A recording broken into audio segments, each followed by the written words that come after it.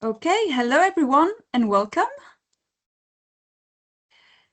Great to have you all with us today for this webinar on tourism and rewilding, creating benefit for nature and people. A session to inspire, share experiences and learn from each other. My name is Andrea Gay from Rewilding Europe and I'm very happy to be moderating the session. And before we get started, maybe let's give everyone a few seconds to join and settle in.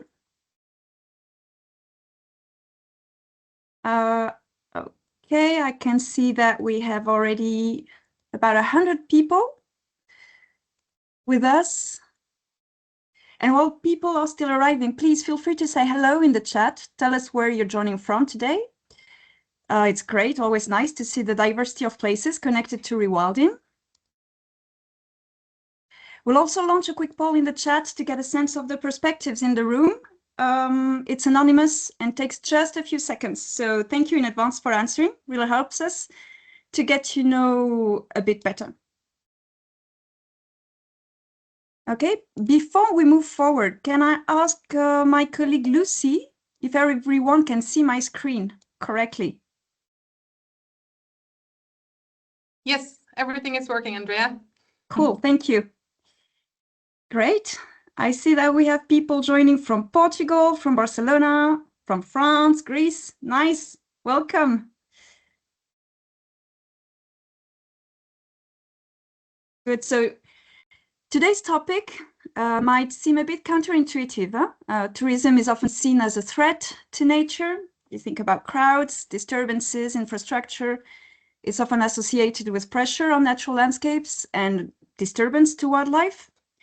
However, across Europe, we're seeing another reality emerge. Some new forms of tourism that reconnect people with wildlife and wild places, that support local communities and contribute to making nature recovery possible. So today we want to explore how rewilding initiatives across the continents are inspiring those new forms of tourism, forms that don't damage nature, but restore it and give it space to flourish. So we're going to hear from practitioners with boots on the ground who are already integrating tourism into their rewilding work. They will share practical experiences, things that work, challenges, lessons learned on how tourism can create added value for nature and local communities. So I'm delighted to be joined by a great lineup from the European Rewilding Network. So please join me in welcoming Bart Schutz from Rewilding Europe in the Netherlands, João Cardoso de Melo from Portugal, Lisbeth Kleinhans from Belgium, and Catherine Morris from Scotland. A very warm welcome to you, dear speakers. How are you doing? Very well, thanks. Excited to be here. Very well, thank you. Very well. Very well, thank you, Lucy. Cool. Before we dive in, a few quick notes on how we'll structure the session. My colleague Bart will start with an introduction. Then each speaker from the European Rewilding Network will have about 10 minutes to share their experience, followed by 5 minutes for question and answers from the audience. And we'll close with a short group discussion with all our speakers together. In terms of housekeeping, we have in this webinar 2 tools to communicate. There's a chat box where you can introduce yourself, share comments, share reactions, and there's also a Q&A, question and answer box. This one is meant for any of you to ask questions to the speakers. So please make sure to use the Q&A box instead of the chat for any questions so that we don't miss anything. My colleagues Lucy and Julia are both here to help me to collect them and bring them up to the speakers. And just to mention, finally, that the session is recorded and will be shared on YouTube afterwards. Okay, so thank you again for joining us. Whether you work in rewilding, tourism, local development, or you're simply curious, really happy to have you here, and let's get started. So I'm pleased to hand over first to my dear colleague Bart from Rewilding Europe. He will set the scene and share insights on how tourism fits into our wider work on creating resilient nature-based economies.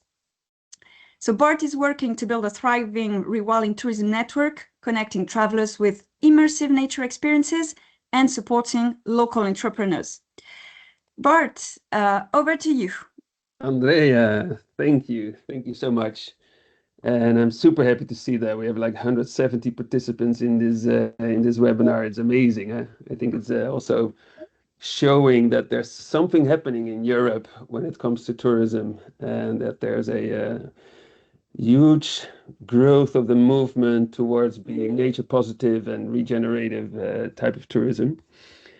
I have a very short session, so I'm going to dive into it straight away. I hope you'll see my screen.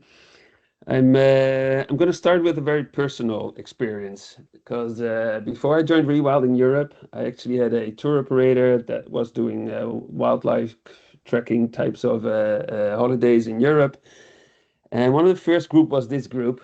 It was a group of financial consultants. And after 3 days in the Central Apennines, tracking wildlife, seeing wolves, seeing tracks of bears, forest bathing, etc., they returned home and they invited me over to their posh offices in the financial district in Amsterdam. And it was, for me, it was a life-changing moment, because they told me that not only had this experience of being reconnected to nature had profound personal impacts for them individually, but also they decided together to completely rewrite their mission statement to include also being a nature positive organization and contribute to wildlife comeback in their mission statement. And it made me realize, and that's why it was for me personally a big moment, the power of reconnecting people that often are quite disconnected and stressed in digital lives, etc. Just reconnect them to nature and see this positive, hopeful rewilding that we're doing. So for me, I think it showed me the power of what tourism can do. And if we zoom out to tourism at a bigger scale in Europe, we see that the fastest growing segment is still ecotourism, and within ecotourism, the nature and wildlife holidays, right? It grows with like 15 to 20% each year, and is expected to triple in size within the next 10 years.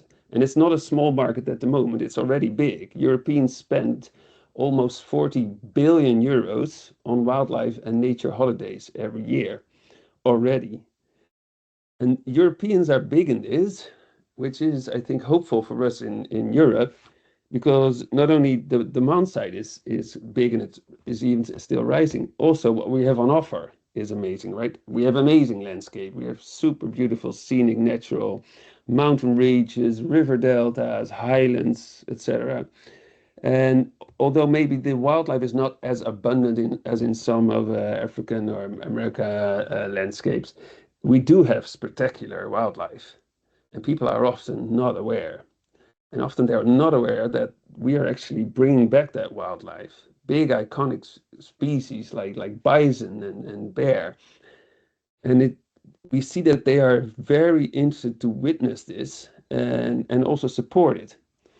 Because we also see that not only is ecotourism rising, we also see a shift within ecotourism from being more focused on minimizing negative impacts towards more actually contributing and supporting with positive impact, right? To be regenerative.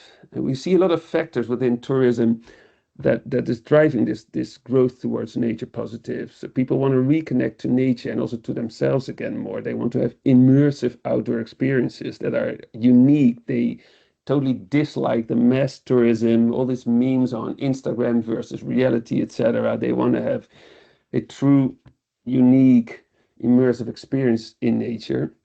And also they want to return home with a story.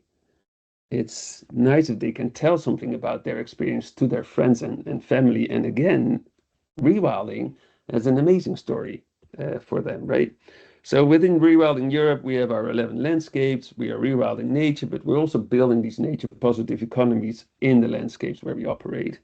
And one of the means that we use is rewilding tourism. We do this in every landscape. And there were two things I'd like to highlight. First of all, is that we started last month a rewilding tourism network for providers of rewilding experiences. And we start with the 11 landscapes where we're actually actively rewilding, because for us it's easy. We have boots on the ground, we have our teams over there. But the strategy is to upscale outside our own landscapes already starting next year. So if you're interested, please contact us. So that's the network of providers, but we also want to make it easier for providers to reach their audiences. So we started a marketplace for rewilding tourism called Wilder Places, launched mid-July, so let's say almost 3 months ago. There are already 100 experiences and accommodations on it, all focused on rewilding experiences. And it's a marketplace, right? It's like TripAdvisor, Booking.com, Airbnb, but then for local guides and local entrepreneurs and companies that want to sell rewilding aligned and nature positive experiences. And this is a mean for them to reach an international nature loving audience. So we only started very recently, right? It's only less than 3 months, and then the network even shorter. But we're already seeing a lot of data because we had thousands of people visiting the platform, so we can look at what they're interested in. And this is also one of the strategies that we are following. We want to really validate what segments within rewilding tourism are interested in what kind of offerings, right? What resonates. So the first insights are, I think, already appearing. Of course, iconic species are high in demand, right? It's very popular on the platform, but also volunteerism. Like 20% of the people currently visiting the platform are looking to, get their hands dirty and actually contribute by doing things in the fields. So the first sold out experience was the Rewilding Week, where actually you are participating with removing barbed wire, etc., etc. So with this tourism network, the platform, and our testing with what resonates with audiences, we really want to make sure that people are reconnected in Europe with nature, with rewilding, and start supporting it, become ambassadors, and build this movement, just like what happened with these financial folks from Amsterdam, but then at a bigger scale. And I think that's it for me.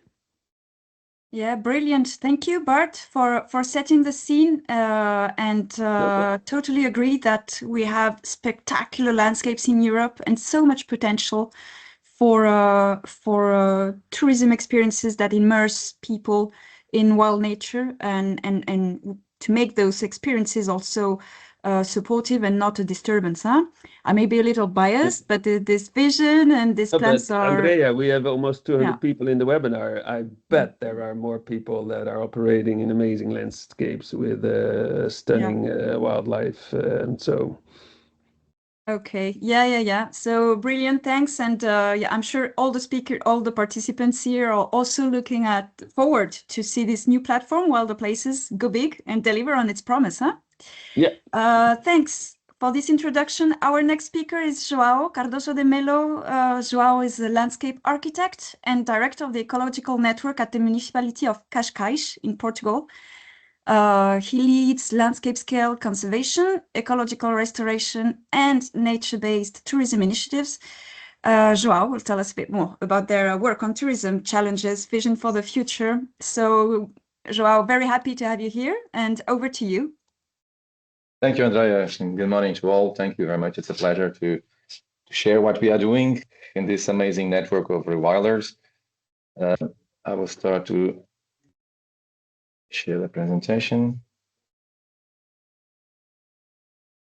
Take your time, João.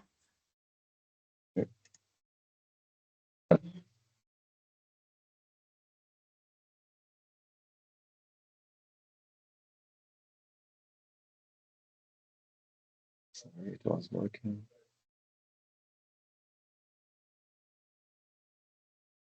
And while they're doing that, I'm going to take a quick look at the poll. And in terms of results, we have a third of people joining who comes from nature restoration. That's really nice.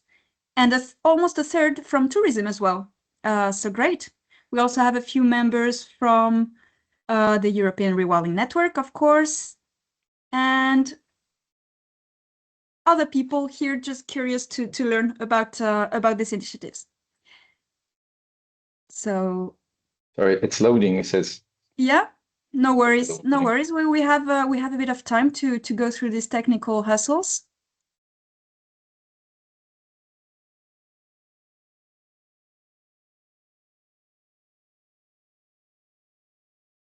I see we had a few questions for Bart in the Q&A, but we cannot address them now, but we might want to revisit them later during the group discussion. So to the participants who put them there, don't worry, I'll take note and we'll try to bring them up afterwards.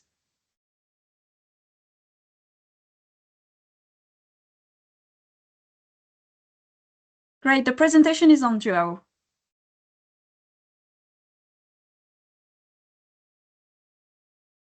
Okay. We can see Sorry. your slides. Okay, thank you This very beautiful much. picture, wow. Yeah, okay. So thank you once again, and sorry for this delay. Text. So going for my 10 minutes, let me just present you Cascais. It's a western point of Europe, in the most occidental part of Europe. So you see the Portugal.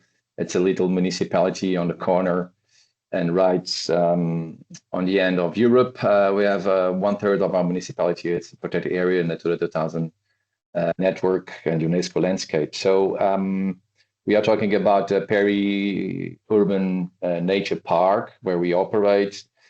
And as you can imagine, the sites being a very touristic place and very near to Lisbon, we have these amazing landscapes. And this is important for you to understand that sometimes nature can live right near our own houses and cities. And this is great. And this is our bigger challenge. How can we make this coexistent process? So Cascais municipality has this kind of a team where I'm responsible for the ecological management. And this is just to give you a glimpse about the habitats that we have and the beautiful landscapes. But important, we are very briefly divided in 3 units, nature and biodiversity units who do the planning and the habitat restoration mainly. Then you have the nature tourism unit, where we will speak a little bit more. And then you have the environmental education and awareness. And this is important only for you to understand that we are not just tourist operators. We have a management team, and we complement each other. So the nature and biodiversity monitors, identify, activates the land, and only then the nature tourism operation can work on it. And this is only for you to understand that to have success on this kind of activity, we need to complement and use both multidisciplinary teams so we can, in fact, empower each other, both from nature conservation to the tourism, and make it work in a better way and to be real success in the end. This is also important for you to have this kind of idea. This is the sites that I will talk about, and they are integrated in the Rewilding network. It's Quinta do Pisão and Peninha. And we have some visitors, in particular in Pisão. And after the COVID, it was boom, 120,000 visitors. Now it's going a little bit less. Nevertheless, it's still a huge impact in terms of visitation that we need to monitor and try to understand how does it work. And that's why we are now developing this kind of rewilding experiences. So we work in nature tourism for several years so far. We started rewilding since 5-6 years. And we understand this is time now to try to move a little bit more for the distinctive approach in the rewilding. A little bit of the places we will speak about. The Peninha, it's on the top of the mountain. So this mountain, it's 500 meters high. You get from the zero Atlantic Ocean to the 500 meters. So there's a distinct landscape and habitat distribution, quite interesting. And in the southern part, we have Pisão, a limestone area where the traditional Mediterranean maquis and forest. So we use different kind of species regarding the habitat and their unique characteristics. and rustic capacities. So in the Peninha, that's where we develop these 60 hectares on the top of a mountain where we have Guarano horses and Maronesa horses. This is a very rocky area. So I was talking about mainly about, okay, wonderful landscapes besides being very touristic and urban place. And just a short glimpse about the need to work in team, multidisciplinary team, and to work together, tourism and nature conservation to minimize the impacts and empower the conservation, in fact. So the numbers of visitors we have in those sites, the sites that I will speak about a little bit more. And afterwards, I was saying that the rewilding initiative, we started to work like 5-6 years ago. And so we need some period of adaptation for the animals to establish themselves and to start to be more quiet. And that's when we started then to overlook at those places, the Peninha on the top of the mountain and Pisa on the baseline of the mountain, different habitats and characteristics. That's where I was here in Peninha. So it's a mountain 500 meters high where we have Guarano horses and Maronesa cows. Maronesas are quite related to the Arog. So in fact, they are proxies of species that will exist here. So this is a very visited place with a nice landscapes and views. And so these animals graze freely on those areas. Naturally, what we develop is walking tours with specific groups who would like to see the wildlife, the horses in particular, because the cows, they are very shy and difficult. So we need to go deep to find them. We use GPS also, but one of the initiatives also is about free drawing. So it's we work individually with our group, but also entrepreneurs who contact us to develop their own initiatives, like in partnership. And this in particular, it's related to free drawing. Some people like to draw the animals on the wild, and they draw horses in particular. They are horse lovers. And in the future, and now we are working also, besides the trails and the tracking of animals, we are now developing this possibility to have a glamping initiatives and also this hunts. This owl cabin already existed that we will start to operate in May next year, hopefully. We had a delay with a storm that took off the roof. So we will work on May, hopefully with open to activities. So complement people to not just track the wildlife, but also to spend the night in the mountain and doing some night activities or just enjoy the place. Pisa now it's a bigger area with 240 hectares, and eventually next year we'll upgrade it to 380 hectares where animals roam freely. We develop also outdoor activities and nature activities. Then we will also start to implement the glamping. We have a bunch of wild animals already, or semi-wild animals already roaming around. And also the main activities we run here is observing wildlife, tracking and drawing and pictures. So they are dedicated groups specific for the Soraya because they are quite unique. Small groups of dedicated biologists or conservationists that just come to watch the Soraya horses. But we also do in complement activities like this is a night activity for bath. So what we try to do is always to tell stories about. So not only looking at the animals itself, but do the tracking and try to identify and show evidences of the huge impacts and positive impacts they have in other wildlife, and in particular becoming more biodiversity sites. And also important when we tell about the stories is about how these herds roam freely and they have natural behaviors and they reproduce themselves and they are comfortable, and what they do, the routines, the migration processes. And this is about stories, and this is the most important and the way we can, in fact, touch people in terms of tourism. It's not the activity itself, it's about the way they they develop the initiatives and learn a bit more about the wildlife and the multi-effects they have in the sites in the conservation. And so we have. Joao, Yeah. sorry to interrupt. Do you think you could bring this to a close in about 1 minute so we have a little time for people who will ask your questions? Yeah. I'm speed up. This is just not pictures. Yeah, I was just talking about, when you talk about histories, and so the guides need to be very keen and dedicated to really learn how to talk about stories like the dunk. It's also important to talk about the dunk story, but also about the different species that can be take advantage of the grazing and open patches in the shrub mosaic.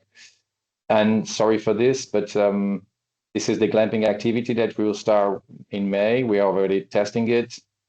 And finally, very important also to have information panels in specific places where people, so all the other tourists who come with not dedicated tours can in fact learn a little bit more about the species and what they do in the sites and the importance of their presence, how they can behave and be part of the process. So this is a very short presentation, and thank you, and I'm sorry for all the complications. Okay, No Andrea? worries. It was all sorted out in the end, and fantastic presentation, Joao. The pictures are incredible, and I think you showed us very interesting insights on how you connect local communities with rewilding and tourism, but you're also facing the challenge of coexistence in a crowded and touristic landscape. So we have a few minutes for questions. I'm going to ask the participants to share them in the not in the chat, in the Q&A box, please. Yeah. And I just taking a look. We already had a few questions, I think, from the start that I'd like to pick up. So one was, Joao, maybe you can answer this one. It's not an easy one. For species like wild horses or large herbivore, do you think it's better to have ambassador animals that people could see up close, or is it better to bring visitors into the wild to observe them? Even this might cause some slight disturbances. What's your take on that, Joao?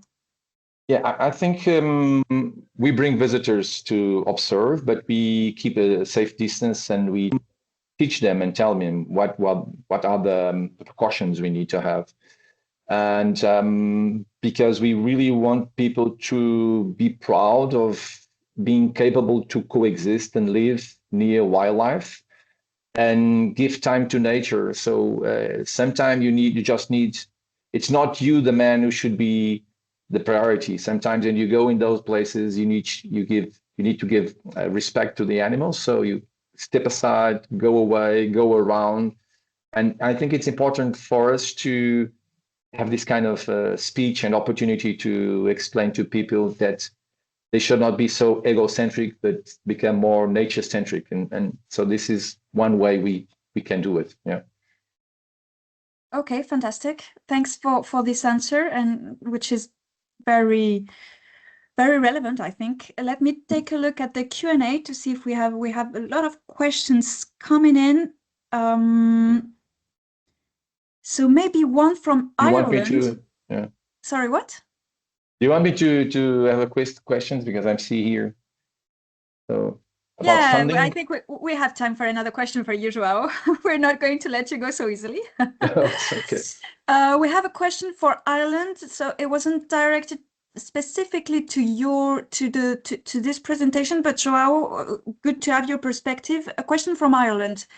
What would be the best way for an individual to get involved in regenerative tourism, you think, and tourism with local authorities, when the goal is to co-design activities between all of these stakeholders, but funding requires fully formed plans first? So this is quite a complex one as well. I mean, because it mixes working with local authorities, like what you do with Cascais, but also restoration and also making up business plans. How do you integrate all of this, Joao?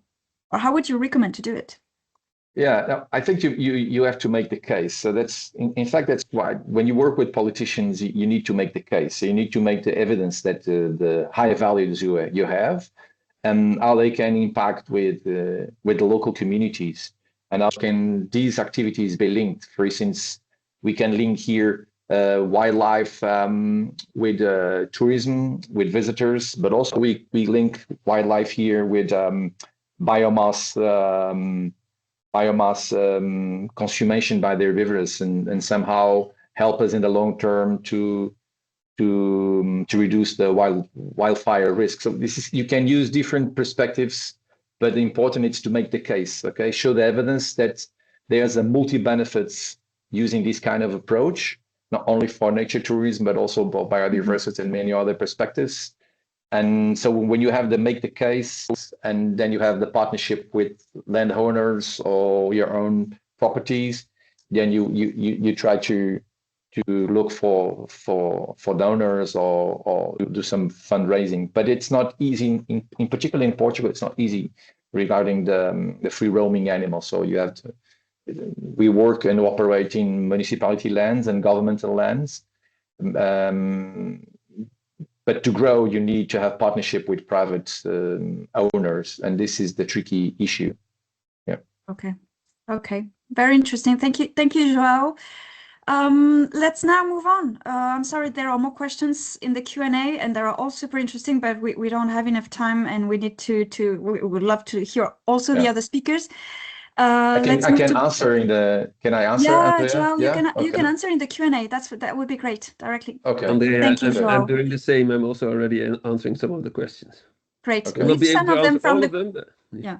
Leave some of them for Thank the you. group discussion, please. Okay. Okay. I'm looking now at Lisbeth. So she's inviting us for a journey through Flanders. Lisbeth leads visitor management at Natuurpunt.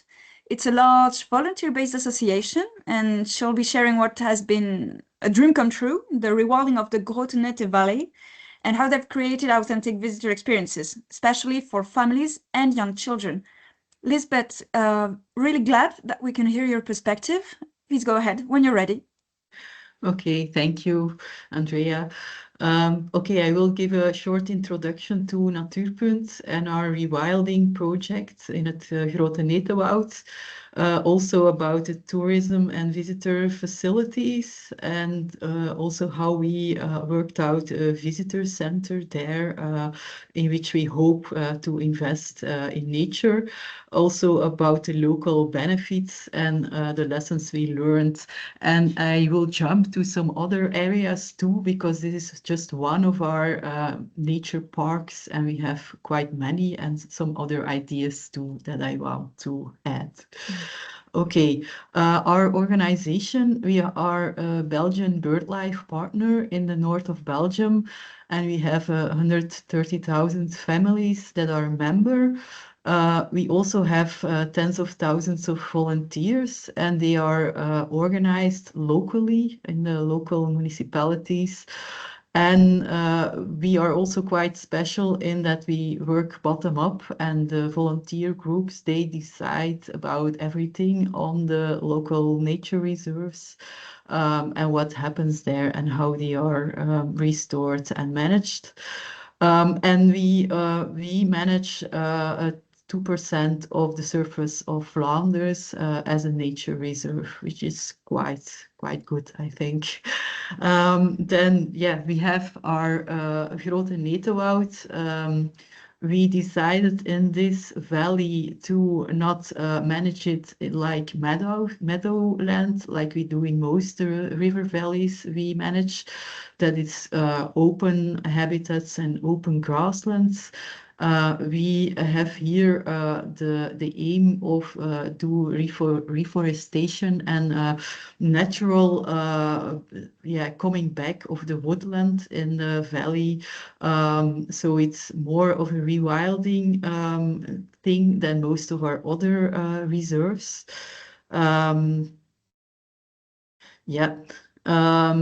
And yeah, we have this dream. We have this dream together with the local volunteer groups to connect all the different reserves in the nature park and to create like one big brand that's that worked quite well. The Grote Netewoud is now well known.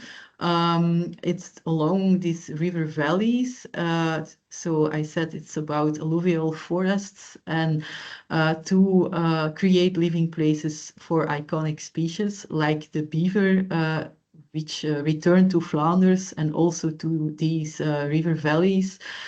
And yeah, the volunteers are really important in the whole of Natuurpunt and also in this project.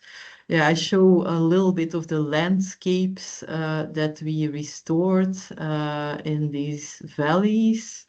Also, we work together with the water managers to create fishways and to have like more natural river bands and restoration of the historical river like it used to be. So that's also what we did. And in everything we do, we involve people. We want nature to be in the heart of people, and especially also children. You see in the pictures a lot. And what we have in the river valleys in Flanders, it's a bit of the far west. It used to be in the last century that a lot of people had weekend houses, and we had also in this Grote Netewoud a real far west village. We were able to buy this and to really give it back to nature, to remove a lot of gray infrastructure. Within 2 live projects we had running the past 20 years. And yeah, one of the species we wanted to have back and which already paid a visit is the black stork. He's not breeding in our area, but he paid a visit, and that was really nice because that was one of the key species we wanted to have back in the area.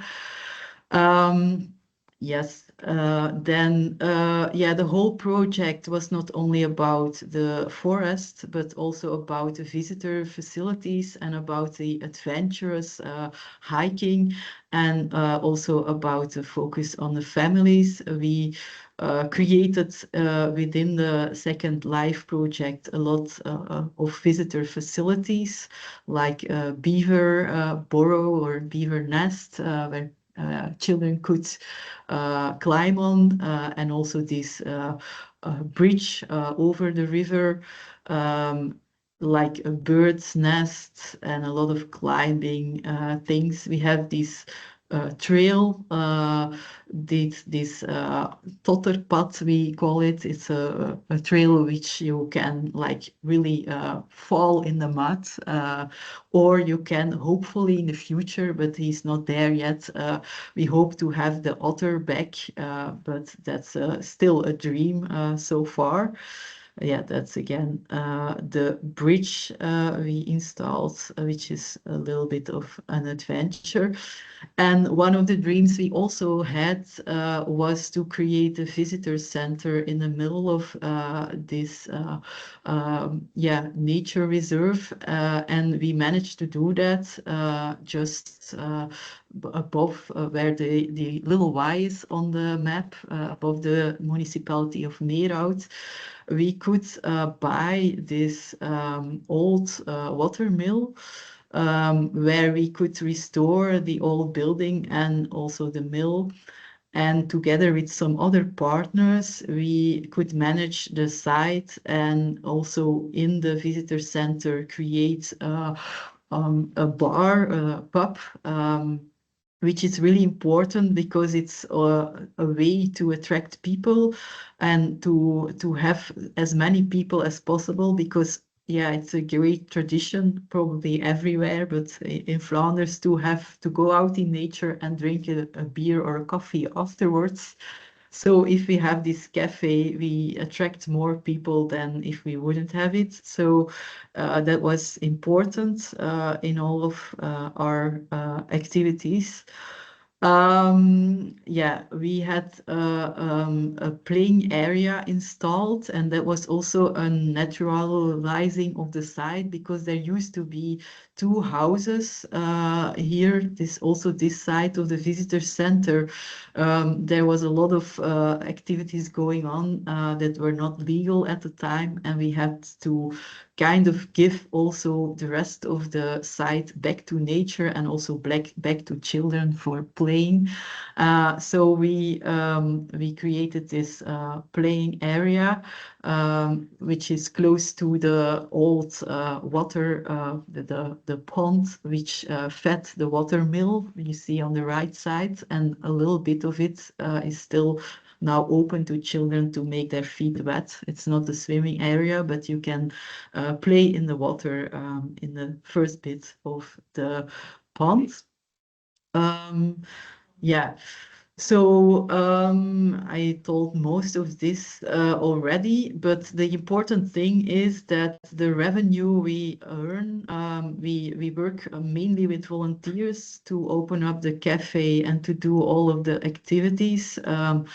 Mainly, yeah, a lot of them are free of the activities, but if we have some ticket price, then we can also use it to invest in the site. And in the long run, we have visitor centers that are running for 20, 30 years.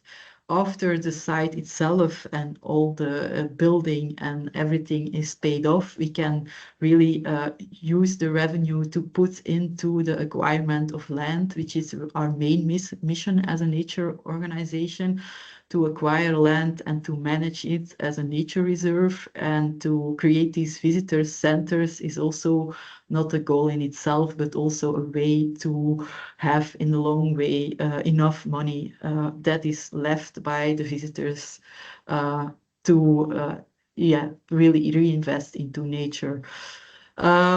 Yeah, all the way we work with the local community. We had a query about what the community expected of this nature reserve and the site. So we try to meet expectations there. Yeah, the local volunteer group is actually the real owner of the site, so they are making the decisions. And the financial revenues are going back to the local nature reserve. We use the site also as a touch point for VIPs and a local hub and meeting place for donors, with people who want to donate to the reserves. Also people sometimes who want to or are thinking about leaving their inheritance, or they use the site also to we can attract them to there and talk to them. And we do cooperation with companies and also with the local municipality. Local schools come to visit. And there is a lot of pride and identity on this site and the brand we created. Yes, this is yeah, the managers. Sorry, Lisbeth. Allow me to jump in. We are a bit shorter on time than expected. Do you think you could take maybe 1 or 2 minutes to close so that we have time for follow questions from the participants? Okay, good. Thank you. Yeah, maybe the lessons we learned, a dream can come true because like nearly everything we wanted to do has come true by now. The ownership by volunteers is really powerful. You can create a brand without much money, and you can, if you have an attractive place, it attracts people by itself. You don't need to do much effort. Yeah, what hasn't worked out yet, we have a camping spot installed, but it's not in operation yet. And the fast growth and the success is a bit hard on our staff. We have just one person coordinating, and yeah, that's hard to do it. Yeah, I have some quick examples from other areas. We have this in the Blankaart, where we have the white-tailed eagle breeding for the first time in Flanders, one of our big successes too. And you can do boat trips there individually or by group. And also the ticket price of these trips we reinvest into nature. And there's a new idea here of a hanging bridge in another project. It will open in the spring, next spring. And a lot of the ticket price will go to buying new nature. So that's a new initiative for us that people who will enter this bridge will really contribute to new nature in Belgium. Okay, I will stop here then. Thank you very much. Brilliant. That was wonderful, Lisbeth. Thank you for sharing that. Also, I'm very impressed personally to see this very strong grassroots movement giving birth to such a beautiful place. And I was particularly impressed by the way you're using the revenues from the visitor center, the cafe, to reinvest in nature. That's, I think, a great way to make this initiative more financially resilient in the long run. But also hearing the challenge, your challenge coming from your own success, actually. And good luck with that. Let's maybe take one or two questions from the audience. I'm going to take a look at the Q&A.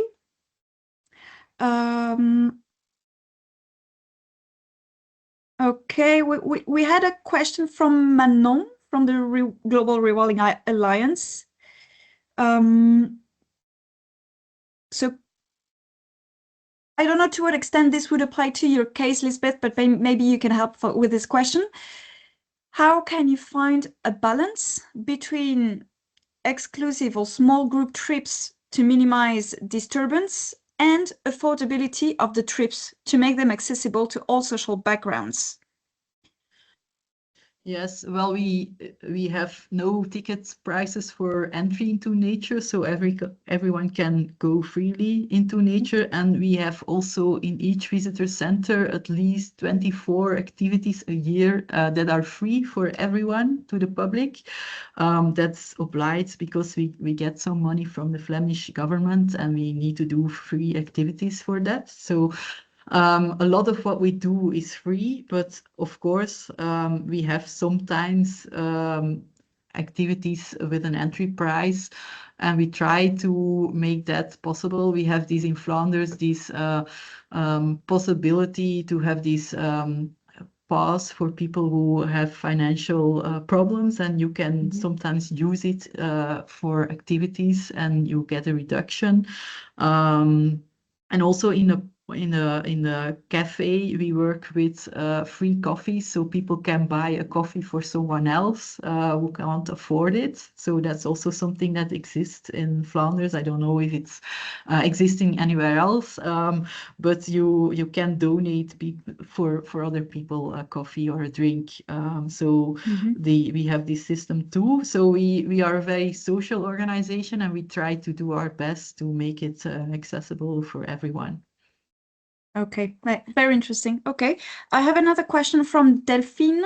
Could you explain, Lisbeth, the dynamics with volunteers a bit better? You mentioned they run the cafe. Do they also run the organization? How is this all organized? Yeah, well, we are very bottom up, so we have about 200 or 300 local volunteers who could buy land for Natuurpunt. So they can do that for us. They do the deals and they can buy this land. We are kind of a platform for them. We are the real owners legally, but they do all the deals about nature acquirement of the nature reserve, but also about what kind of nature that there will be. So they decide whether it will be a forest or a grassland or a heathland or whatever. So they have a kind of vision about these local groups, about what kind of nature they want, and also they do a lot of the nature management themselves, but also the running of the visitor center. Yeah, we are really a bottom-up organization, and I can talk a lot about it. I have sometimes in other fora. So, but I think maybe people who are interested into that, they can contact me and I can explain in more detail. Brilliant! Wow, impressive engagement from these volunteers and the setting up of this whole successful rewilding initiatives in such bottom-up way is very insightful. Thank you, Lisbeth. Okay. Our last speaker is Catherine Morris. Hi, Catherine. So Catherine has worked in the sustainable travel industry for several years, both in South Africa and the UK. She now works at Scotland, the Big Picture, and developing their rewilding tourism offering.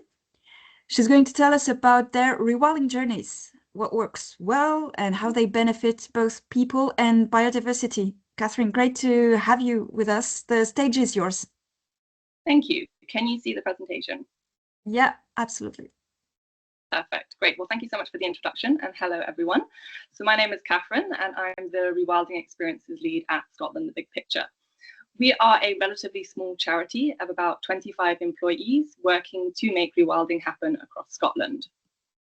Our vision is of a vast network of rewilded land and water across Scotland where wildlife flourishes and people thrive. To achieve this, we work across two focus areas. The first is committing more land and water to rewilding, and the second is driving support for rewilding. Under the first focus area, we collaborate with partners across different scales and settings to restore ecosystems and recover wildlife populations. Projects under this focus area include the Northwoods Rewilding Network that we set up, the Loch Moor Nature Restoration Partnership that we convene. We're also a part of the Links to Scotland Partnership, and we have an increasing number of business partnerships as well. Under the second focus area, we use impactful communications and advocacy so that more people embrace rewilding. We host events such as our Big Picture conference that happens every other year. We host rewilding journeys that I'll talk about shortly.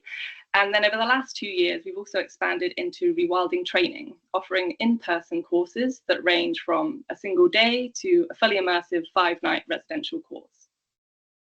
We also have a talented communications team that share compelling stories in print, online, and through imagery and film. Riverwoods is probably our most well-known film, and more recently we produced the film Why Not Scotland? Since this webinar is about rewilding and tourism, today I'll be focusing on the rewilding journeys, which is our kind of main tourism offering. These are multi-day small group tours that aim to get people excited and inspired about rewilding so that they can become champions for rewilding in their own communities. Our flagship journey is based in the Cairngorms National Park, though we've also offered journeys in other areas of Scotland as well. The Cairngorms is home to a number of landscape scale restoration projects, as well as several smaller rewilding projects, and beavers were reintroduced to the area under license in late 2023, so it's quite an exciting destination for those interested in rewilding. Rather than talk through the details of these journeys, I'm going to show you a short video which hopefully will work, just to give you a better idea of what it is that we offer.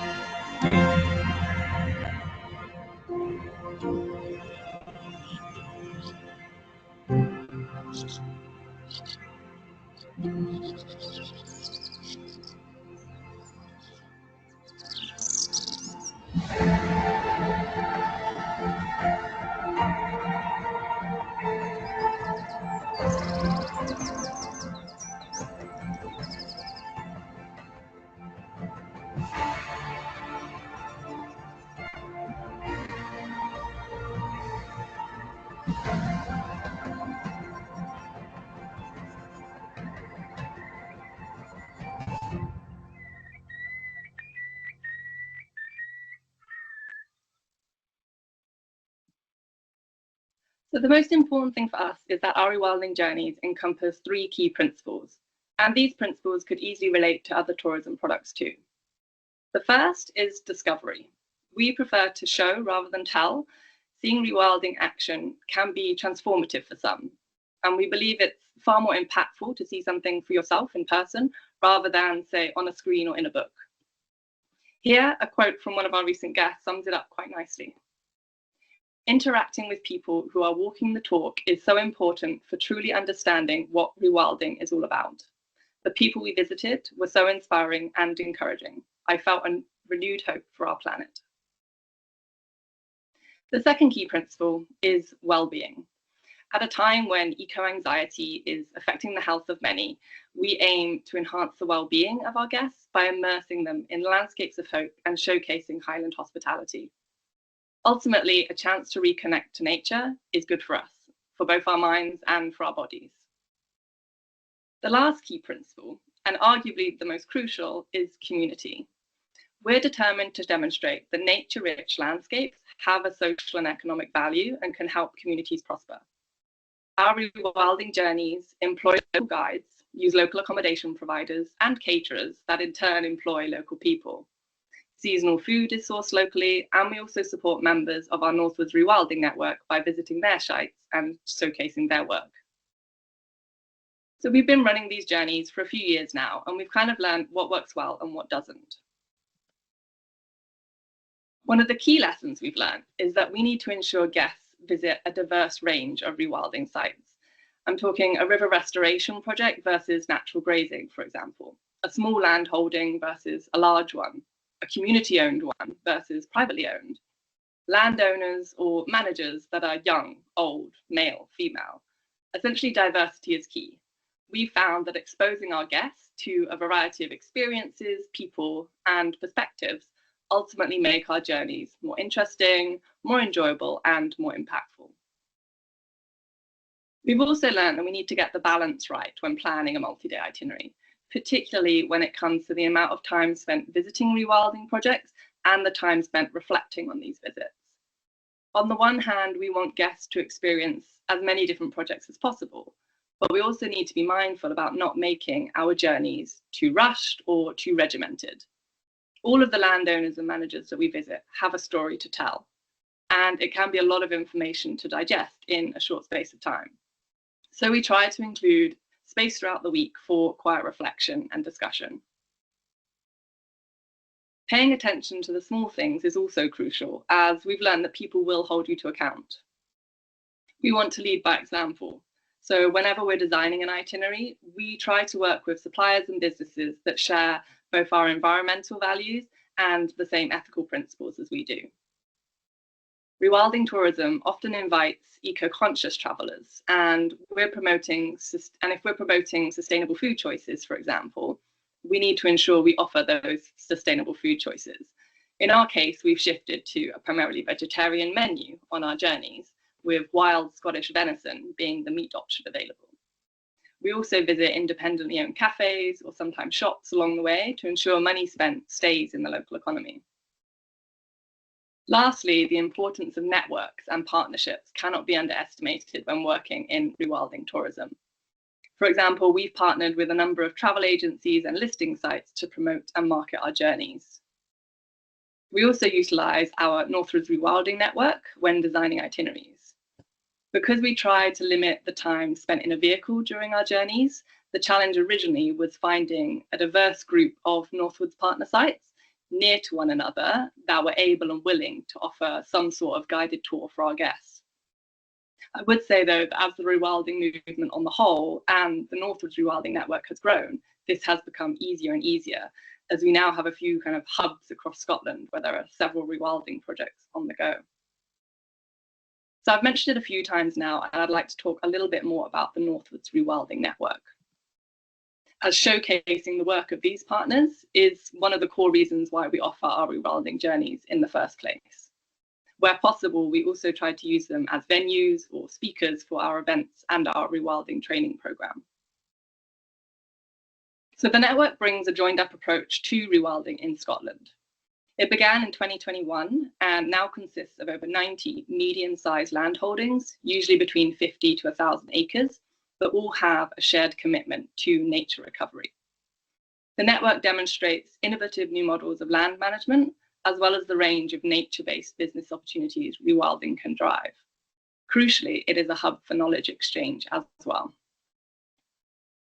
So across the network, there are a huge variety of rewilding enterprises, many of which rely on tourists.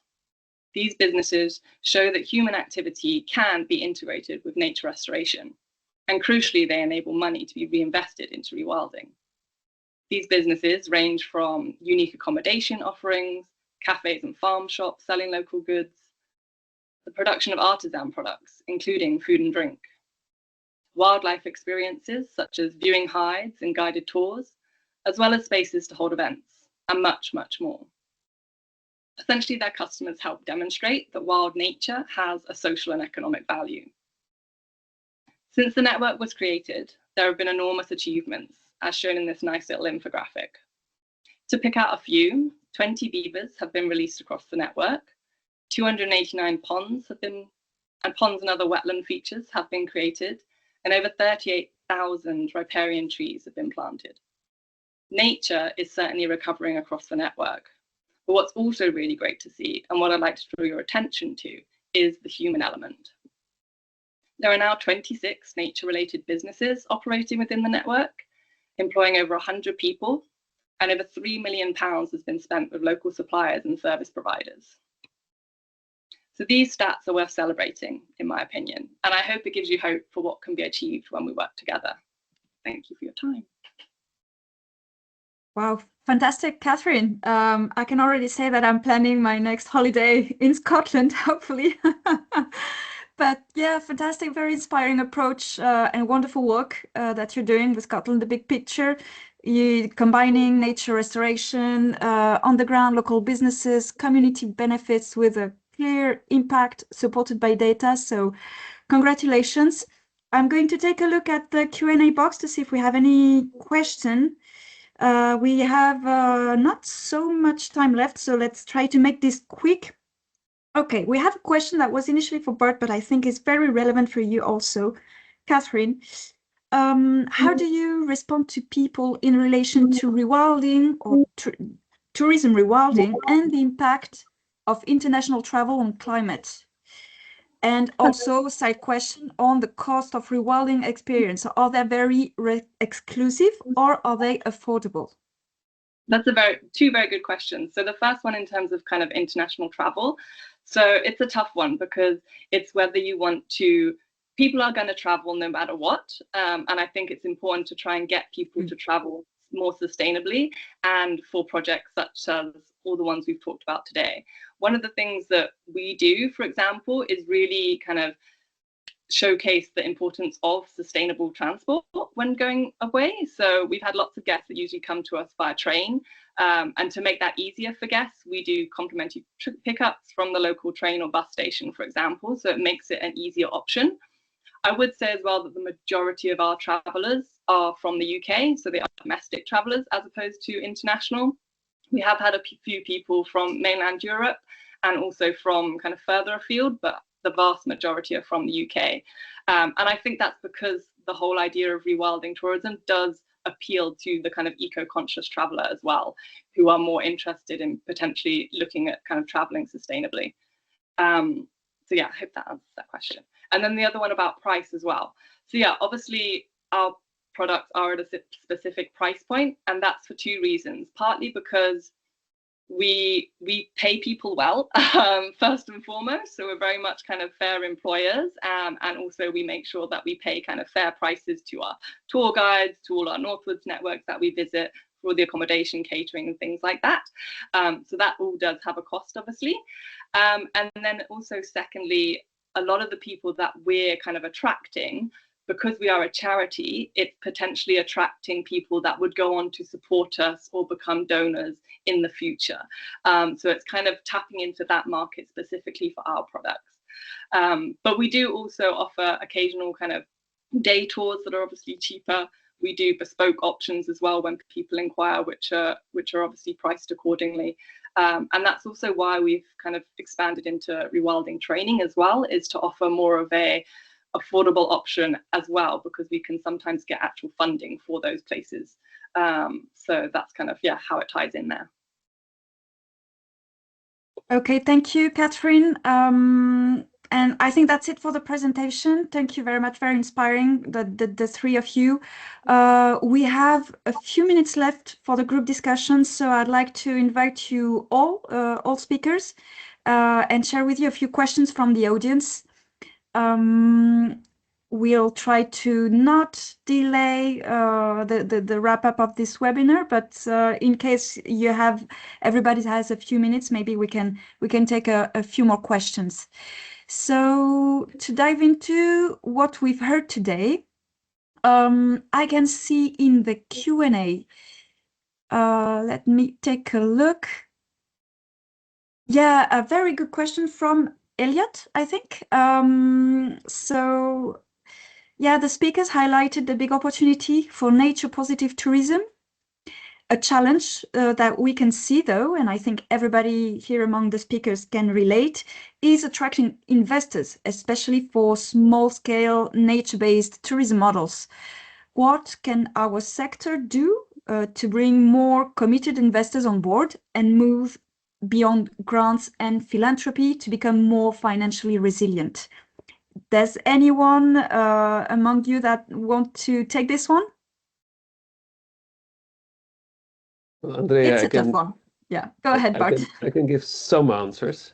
Absolutely not all of them, because it is a relevant and a fair point that investors are often not interested in these smaller investments. But first of all, I think as Rewilding Europe, we have a Rewilding Europe capital facility where we offer entrepreneurs in the landscapes very fair loans to invest in their enterprises if investors are not interested. So that's one point we try to tackle this. Second, I think it's very important that we start combining our efforts and show that rewilding and the comeback of nature and wildlife and natural processes is a pan-European movement. And for an investor, it could mean that not only one landscape is interesting, but it's actually a bigger cake with lots of landscapes, right? So investors typically that we speak to first want to try and test a pilot in one landscape, but if it's interesting, then they want to scale up to the other ones. And that makes it interesting for them to even start with the pilot phase. So for example, we have an investor that wants to invest in a certain type of cabin formula where people hike from one cabin to the other. It's been successful in one area, and they're now super interested in scaling it up to other landscapes. So I think that's also one way that we could tackle this, just by collaborating more with all of us, because we're doing our rewilding efforts amazingly in all our own small destinations. But if we combine it, it'll be more interesting for investors. Maybe some other speakers also have some answers. Maybe Catherine, Lisbeth, or Joao might have something to say about this. It's a tough one, but I think very critical for the future of rewilding and long-term resilience. So it's something we need to explore. We don't have the answers, of course, but anyone wants to follow up? The answer, at least, is not ROI, which is very often considered the ROI, but it's way more about the narrative in our experience to get investors on board than it is about financial ROI. Yeah, Catherine. Yeah, I was just going to echo kind of what Bart was saying in terms of the importance of kind of working together and actual kind of partnerships and networks, because when you're a group, you have a lot more strength and a lot more kind of power behind you than an individual. So I think that's really, really important when trying to get investors on board. Okay, brilliant. Thanks. Yeah. Thanks, Catherine. Joao? I can just give my opinion on this. I think the most important is for, if you are dedicated to nature conservation, it's eventually tourism is not necessarily your main knowledge. So I think it's team up. It's important to have someone aboard who really knows how to communicate and embrace tourism, and eventually to link with investors. So depending on the scale of the project, it could be interesting to obviously to bring investors in our side. It's been quite difficult, and we are always looking for opportunities for this. But my major difficulty here is to find the right partnership that helps you out to pull the process of the project up, because besides this is a very touristic area. It's not necessarily dedicated to nature, and this is a challenge that we need to embrace. Right. Okay, thank you, João. We're running a bit out of time, but I'd like to take at least one or two more questions if the participants want to stay with us a bit longer. I have a question from James. How do you follow up on the excitement of guests on these tours into more long-term support for rewilding? Is there a way to, change and translate this excitement and the pleasure that they have on these tours into more long-term support? Yeah, so I can come in there because I guess as a charity, that's one of our kind of core aims, is to kind of take people through that kind of supporter journey in terms of once they've had that real life experience and kind of been inspired and seen it for themselves, then hopefully they will become a champion of rewilding themselves. And so we are very kind of keen on keeping that conversation going post-trip. So we try to kind of touch base with people, let them know about other events or engagements that we might have going on potentially in their area. We also let them know about specific appeals, because it might be that that person who joined that trip was particularly enthralled by the river restoration project, for example. And so then if we're doing an appeal specifically for a river project somewhere, then they might be a good person to tap into, whether it's a financial donation or whether they actually want to kind of get involved themselves as like a volunteer.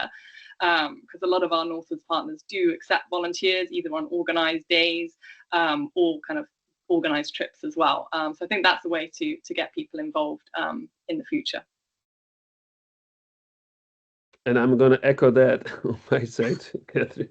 On a European scale, right? And the platform, we are having people booking experiences in one landscape, and we can exactly, if it's river restoration related, start targeting them on other similar experiences, or if it's a typical, I don't know, type of bird or whatever. So when we scale up, this is the intention, right? Okay, wonderful. Yeah. Andre, I can step in. Also, we have just launched last year an app. It's called Cascais for Tomorrow, where visitors who visit our sites, particular, or not necessarily our sites, but the place Cascais. But there are 4 restoration projects that they are presented on this app. So we team up with all the tourists, the hotels, and all the rest. So if you are a visitor, you want to somehow be part of the process of restoration after your visits, you can make the link and you can support the projects, and then we will team up with them and we'll keep up with information about how this money is going to be invested, how can he be part of the process of restoration. So the idea is to convince them for in a few years he return to the place, to visit the place and spend another days with us. So it's very recent project. It's named Cascais for Tomorrow. It is already online, and it opened not only for visitors but also for venues. Even if you organize a venue or something like that, you can somehow compensate your activity funding our restoration project. Could be from dunes to habitat restoration in limestone areas, orchids, whatever. So it's also a possibility to link with a visitor afterwards. Mm-hmm. Thank you. Yeah. Okay, thank you. Maybe let's say there was one last question from the audience, and maybe a very quick answer from you. Someone from the US, great to have this perspective, by the way, was asking about the value that we place in nature. So people often pay to access natural areas in the US, which creates a sense of value and contribution to conservation, which is not that common in Europe. So do you think the lack of paid access here affects how people value nature and support restoration? Yes. Very straightforward answer. What I'm do an the economic- other speakers So think? by origin, I'm an economic psychologist. If people are getting things for free, they value it less high. This is a tremendous problem in Europe. The fact that we are considering nature to be free, and if you start charging money, it's actually a lot of people that start opposing, right? So it's good thing. Is a big challenge in Europe. It's considered free. So the parks in the US, it's for us that would be amazing. Also because you can control tourism way more. In a free natural park, people can just access, can just walk in and disturb and have negative impact. So it's a very valid question, and the answer is a full yes. That's tremendously influencing our ability to create a nature positive, rewilding aligned type of tourism in Europe. That system needs to change in the end. Yeah. But having said that, there are also other ways to make sure that people value the experience. And especially when it's guided and there's the complete rewilding narrative around it, it will increase in value and people will be able to start valuing nature more. But we're starting -1. Okay. Catherine, Joao, Lisbeth, any reaction to that? Yeah, I agree on quite a lot of that. I would say, though, that I think education awareness comes into it as well in terms of whether people value nature. And I think in the UK specifically, that's probably kind of lacked quite often. And I don't think kids growing up in inner cities don't necessarily have the access to green spaces and natural places. And so if they don't grow up with that, they don't kind of recognize its value or importance into adulthood. So I think that's why it's so crucial actually working with young people to kind of get them enthused and excited about the natural world at a young age. Okay, thank you. Yeah, well, I understand the question. It's tricky. It's quite tricky, and I understand the part perspective, obviously. But nevertheless, we as a public company, we want to deliver the public access to nature. So this is kind of complicated. So we charge the services that we provide in terms of nature and outdoor activities, obviously, but they are free to enjoy it. So our challenge is to use those tools like tourism, this opportunity to raise awareness about the ecosystem service they are being provided for free somehow. That's but obviously it could be very interesting if you had tickets into interest, but at European scale, not such a big parks like eventually you have in the States, it will be also difficult to control. So in our days, I think it will be very, very difficult to have this kind of approach. Regarding Europe, it's a very populated place and people are everywhere. So it will be difficult to manage. But yeah, it will be interesting in terms of funding, obviously. Yeah, because it's not about providing them access. They already have access. It's about taking the access away, right? That's the hard thing to do. Yeah. And especially with the local communities, we don't want that because they're going to not be ambassadors. They're going to be opponents if we take that away. So I think it is asking for a tailored approach. And I think, I mean, in Africa, there's a lot of nice examples of local communities having very cheap or free access, but international tourists paying hundreds of euros a day to access it. We have to start searching for examples like this. Having said that, in the Netherlands, more and more of the natural parks are actually charging a small fee, and it's fine so far. Yeah. And it really helps. Yeah, I think that's a wonderful way to close the webinar. I mean, really interesting perspectives from different parts of the globe that show us that there's a lot to think still when we consider how people connect with and support nature across different contexts and what would be the willingness to pay. So yeah, thank you very much for answering the questions and for the audience to give them.